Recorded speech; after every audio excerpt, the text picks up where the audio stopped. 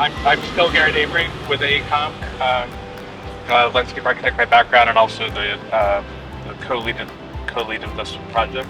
I'm joined this morning by... Hi everyone, I'm Tom Heltzel. I'm an architect and urban designer from One Architecture. So our role on this project is to be Battery Park City's consulting engineer. As we walk today, we're going to be talking about issues and opportunities that we've discovered through our studies, and also look to hear from all of you about different conditions or trade-offs or certain situations that come up along the way, what's important about spaces as they are now, what could be or should be retained. And then I have this silly pole in my hand, and we'll have that all day as well. And this is meant to talk about design flood elevation, which is essentially the height of the flood barrier system at any point.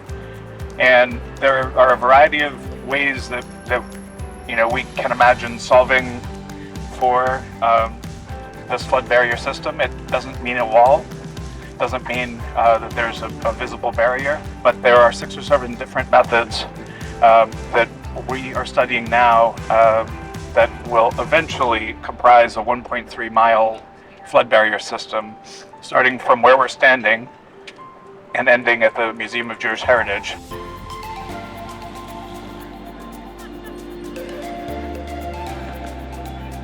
This is a 2-part project. So Garrett said AECOM's our consulting engineer. We will be bringing on a team who will design the project and construct it. Are there any principles about the project that you can tell us about that might guide our thinking? There are several. The first, of course, is to provide flood risk reduction for the whole of Battery Park City. One of the other principles is that we're looking to protect against a 100-year storm event, which means there's a 1% chance of it happening any given year. It also means it could happen multiple times in the year, but statistically, a 1% chance of it happening in any year in 2050. As a visual reference, where we're standing now, like Tom said, it's about 16, and that means that the flood barrier system needs to be 1 foot above where we're standing at the moment for certification. So this green line here. No, it has to be 1 foot above by whose standard? By FEMA standards? By FEMA to get you what? To be certified and accredited, and then have the protected area removed from the flood maps. And the flood maps? Flood insurance maps. Oh, so it's really about insurance. It's protection, yes.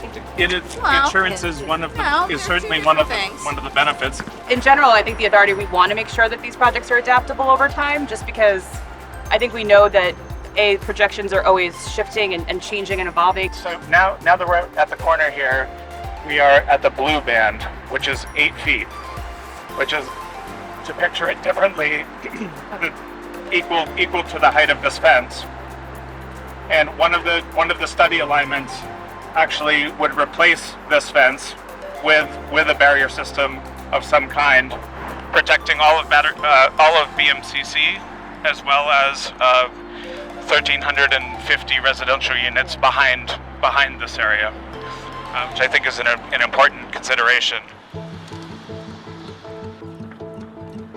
All right, so now we're on Harrison, and this is also one of the options the design build team will have to consider, whether we cross from the west side on the north side of Harrison or the south side. But then there's a decision to make again, whether you continue straight up the north side, which would allow flip-up deployables.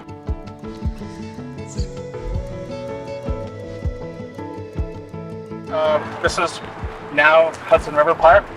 This is the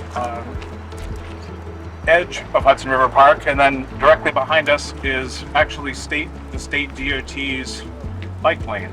And it works very nicely together as a pair, but they're actually separate jurisdictions.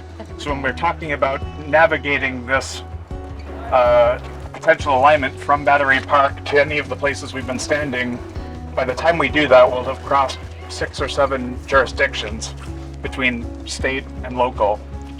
Lands ownership, permitting requirements, so on and so on. This is, without a doubt, the trickiest from interagency perspective. But the elevation has changed again since we gone from the blue on the east side of West Street.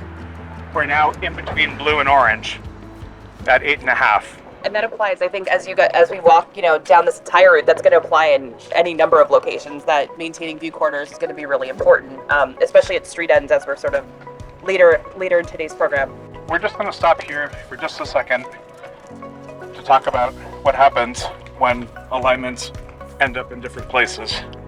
And I've added the third piece to this poll, because if an alignment and flood barrier system were to be located here in the park versus anywhere to the east of us, we would be at the brown stripe at the top. We're 12 feet above where we're standing right now.